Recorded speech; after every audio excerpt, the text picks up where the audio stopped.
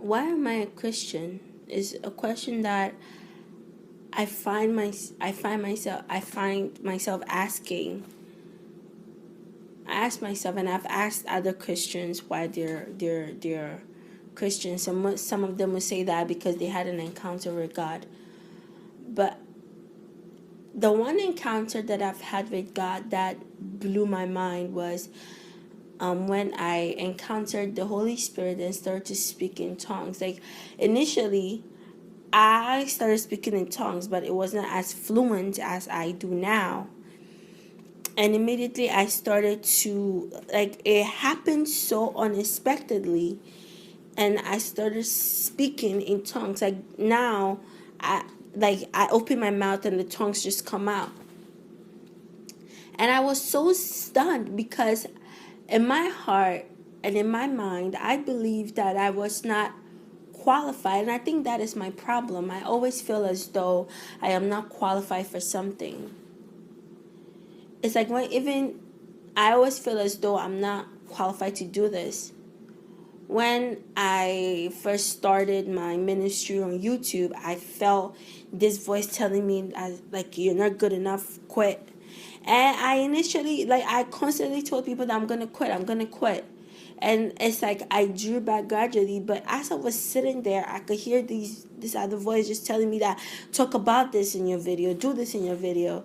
And it's like I was getting ideas to make the videos, and I was like, if I'm getting these ideas and that I'm not even thinking about, then that means something. Why am I a Christian? I've never been able to answer that question. I've never been able to answer. Am I a Christian because I fear going to hell? I always feel that way. It's like if I do something, I'm like, oh my God, I'm going to go to hell for this. I feel like sometimes I feel in my heart as though I'm a Christian because I fear eternal condemnation, eternal hell, eternal misery. So I choose to become a Christian so that I go to heaven. And I think that kind of mentality is bad because then you do everything not from your heart but out of fear. And you want to serve God not with fear but with love and with joy. And I remember today I was listening to this new artist. His name is Mologo, and he has this song called Plenty. I heard the song and I loved it. I was like, oh, this is a nice song. And as I was listening to it, I became scared because I was like, oh my God, why am I like, I became frightened, and I was like, why am I scared listening to this song? It had no profanity, but it was talking about love and the love that he has for a woman and all that. I'm like, oh, this is a great song. This is a nice beat. I love this genre of music. This is a different song than what I listen to. And I decided, let me listen to a gospel to not feel so bad. And I was listening to the gospel. My heart started beating because it was like all of a sudden I was gripped with fear. And I don't understand why I was gripped with fear. Because I know I was not doing anything bad. I was just listening to a song about love. So then I started thinking, am I a Christian because I do not want to be condemned by God and go to hell? But then I remember the beginning of this year, I met this pastor, and he told me that there's no hell. And initially when he said that, I still don't believe it. I still feel as though, like, if there's no hell, then he even told me that there's no second coming. Like, Jesus Christ has already come and Jesus is already living in us. And I still do not believe that. And when I was telling this other pastor about it, he said something about, if Jesus Christ has already come, then what are we serving God for? Then there's nothing to look to expect anymore. Then you can do whatever you want because you know that Jesus has already come. And I don't know, but I was kind of worried, like weirded out. I was like, wait, what? Like, I was so confused. Like, the one question I asked that pastor was, if Jesus Christ has already come, why is there still suffering? Why are people still in misery? Why is there still war? Why is there still all these horrible things going on in the world? I don't remember what he said. I think in order to answer that question, I have to go back to all our previous convos, and it's a long passage because that pastor has gradually guided me and to finding my purpose in God. But I feel like the biggest question every Christian should ask themselves is why they are Christians. Because once you find and discover the meaning of why you're a Christian, you are able to courageously defend your faith in times of trials. During persecutions, you are able to stand on your ground, stand firm and defend it. But if you don't know why you are a Christian, your defense is shaky. You have to make sure that you understand the reason as to why you're serving God. Are you serving God because God healed you? Are you serving God because that is your only way to find happiness? Like, what is your reason to become a Christian? And I should answer this question myself. And the weird thing is, I don't have the answers to these questions I ask. And it baffles me to think that I serve God. I love God. I strive to be holy. I strive to do what is right before God. I strive to even love my enemies, to do what's right before God. But am I doing all these things because I fear eternal condemnation, or because I truly, genuinely love God? And I think that is the biggest question of all. Because we have a choice of heaven or hell. And how we live our lives now determines where we go. So if you live your life anyhow or do whatever you please and disobey God and do not honor God and do not do what is right before God, then you go to hell. But if you do everything right before God, then you go to heaven. You see, being a Christian is not just about having the title of I'm born again and I accept Jesus Christ as my Lord and personal Savior. Yeah, whoop it, yeah, good for me. It's work. You have to make time for God. And you see, that is something that I personally struggle with. I struggle with making time. I find myself so hesitant to make time for God. It's the weirdest thing. Like, whenever I think about grabbing the Bible to read, I feel like it's torture. And I don't know why. Like I said, I'm so hesitant to go before God. But once I go before Him, it's like I feel at ease. But whenever I'm going before Him, I feel hesitant. It's like I'm scared. It's like I don't know what is the perfect time.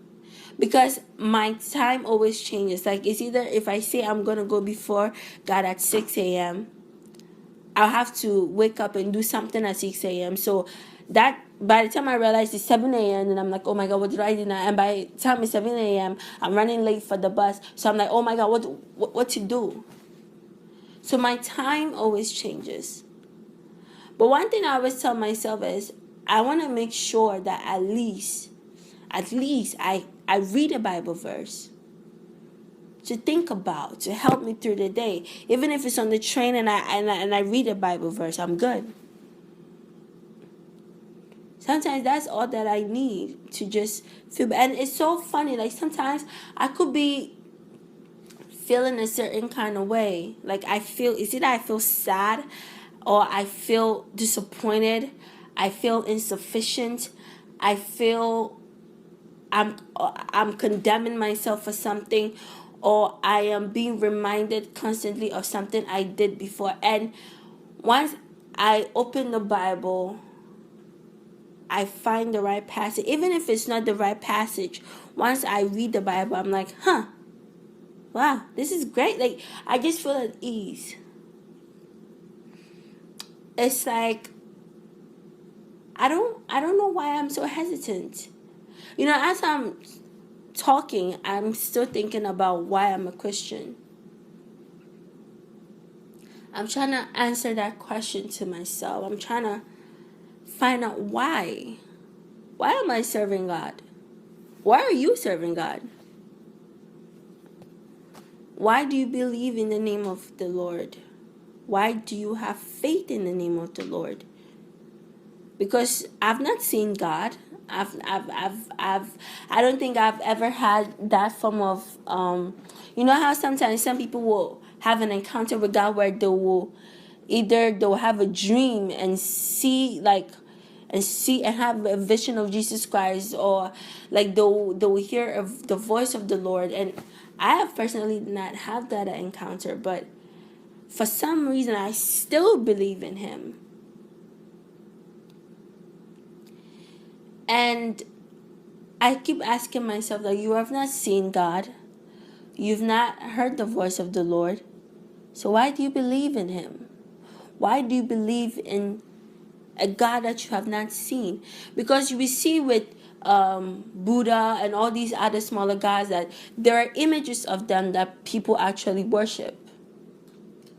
Like there are visual images of these gods that people worship. And even the image of Jesus Christ that we have is not really the Jesus Christ that is in heaven. Because one of the youth pastors said something about when he had his encounter with Jesus Christ. Once he saw him, you know in your heart that it's Jesus Christ. As soon as you see him, you know that this is Jesus. You don't need someone to tell you that this is, you feel in your heart like this is truly Jesus. But I strongly believe that in order to have an encounter with Jesus, in order to have this divine encounter, you have to strongly believe in Jesus. You have to make time to know him. Because in every relationship is communication. And you communicate to plan how you will meet. When you first start talking to a boy or a girl online, you're talking to the person. You guys plan on, where are we going to meet? What time are we going to meet? You make it a point where that even when you wake up in the morning, you have to send them a text that, good morning, beautiful. Or sometimes, good morning, handsome. Because you want them to know that, hey, I'm thinking about you. I've been thinking, like, I have you in my mind. And that's how it is with God.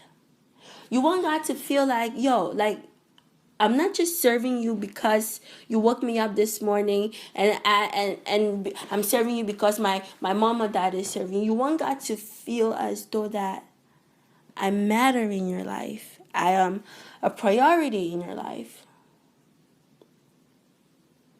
Because if we make time to know God, he makes time to know us. He makes time, like once we make time from him and we communicate with him. When you are constantly communicating in a relationship, it makes the relationship stronger. To the point where that even if there's an issue in the relationship and you talk about it, you are still able to work on the relationship. So if you say that you're a Christian and you don't have time for God and you don't understand why you're a Christian, then it is pointless. Because if you are dating somebody and you don't even know why you're with the person, then it makes you not to put effort into the relationship. You don't even bother with the relationship because you believe that I don't even know why I'm with you, so what is the point of trying? It is imperative that we as believers know why we are serving God. We have to ask ourselves this question. Because once you understand your reason to why you're serving God, your reason to why you believe in the name Jesus Christ, the reason why you sing these worship songs and you sing these praises and you go to church, and the reason why you read the Bible is because you understand why you are serving. Because else, if you don't know, then you don't try. Then you don't even want to make time because you feel like, I don't know why I'm serving you, so why bother? Then you become you do everything halfway. Like you halfway pray, you halfway read the Bible, and when you halfway pray and halfway read the Bible, you don't have a full understanding of what the Bible is trying to say. You don't have a full communication with God the way He intends you to. Even if you pray and God is trying to say something to you, one shot that you just get up and leave. And I believe that when you pray, just sit down for a minute and just try to process what you just prayed about. Just try to process everything. Just try to think about everything you just prayed about, and just sit down. Let the prayer simmer in down for a minute. Just think about it for a minute. That way, somehow you will hear like a voice. Like I think it has happened to me before. There was I don't remember exactly what I prayed about, but I prayed about something, and I was just sitting down quietly. Like I just wanted to be alone that day, and luckily my mom wasn't home. Nobody was home. So after I prayed, I was just sitting there, and it's like in my heart, it's like someone was telling me something. But what happened was, I freaked out because there was silence in the house. And you know how when you are alone, like as I'm talking right now, the apartment is silent. Like there's no voice. There's nobody home but me. And the refrigerator just stopped. And I could hear noise, and I freaked out all of a sudden.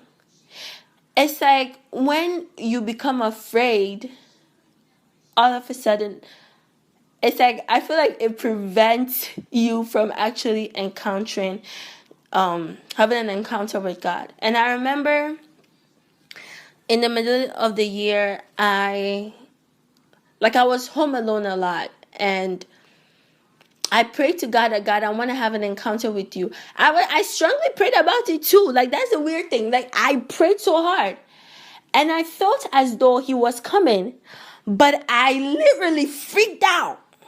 And I'm like, oh my God, no, no, no, no. And it went away. I allowed fear to get in the way of me actually encountering God. And in my head, I'm thinking that, God, if that was really you tell me to not be afraid. But the point is, why should I be afraid when I'm telling my Father that, Father, I want you to come and meet me downstairs? Why am I being afraid when I'm telling my Father that, Daddy, I want to see you tonight. I want to see you today. Daddy, I want to come see you. And if my daddy is coming, why should I run away? Why should I run when he's coming? And I feel like fear gets in the way of a lot of things. Like when I was about to start my business, I was afraid because one, I have no experience in business. I don't know how business works. Honestly, like I don't even know how to work on the profit and all. I have no idea. And two, I have no money. So then here I am with this desire, like it was a strong urge to start a business. Start a t-shirt company. Start a company that will promote God, that will self-lift people, that will tell people that, you know what, God loves you, that will motivate people, that will inspire people. Start it. And when that idea came to me, I was so like the idea tortured me. I tried to get it away from my head, but it still would not go. So I was like, you know what? I'm gonna do it. And so I was talking to a friend, and he told me that the reason why you are so afraid is because it's meant to be great. That's why you're afraid. I feel like I have spoke too much, so let me end it right here. Thank you so much.